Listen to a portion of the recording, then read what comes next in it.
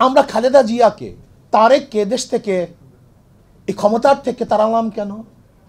তখন শুধু শুনতাম, পত্রিকায় দেখতাম হাওয়া ভবন, হাওয়া ভবন, হাওয়া ভবন, ট্রান্সফার কেস, খাম্বা কেস, দুর্নীতি, চুরি, ডাকাতি।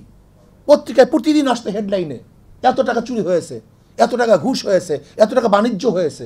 আওয়ামী লীগের আমলে একই দেখছি।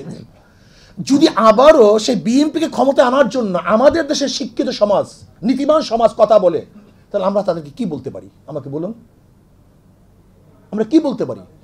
5ই আগস্টের পরে যারা হত্যা করলো, গুম করলো, খুন করলো, চুরি করলো, ডাকাতি করলো, যারা চাঁদাবাজি শুরু করলো, তাদেরকে যদি আবার কোনো শিক্ষিত সমাজ, নীতিবান আদর্শবান মানুষ সাপোর্ট করে, তাকে আমি কি বলতে পারি? আমাকে বলুন তো, আমি কি বলতে পারি?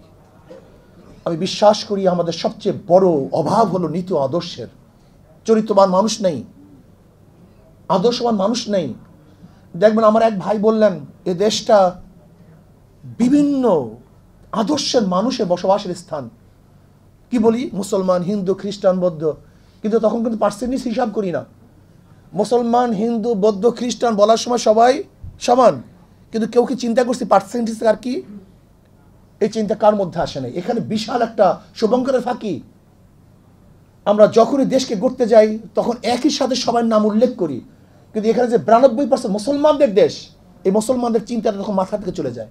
তখন সবাইকে নিয়ে দেশ গড়ার চিন্তা করি, আর যখনই দেশ গড়ার চিন্তা করি তখন 92% মুসলমানদের নীতি ও আদর্শ চরিত্রের খেলাফ সমস্ত সংবিধান করা, আইন রচনা করার চেষ্টা করি।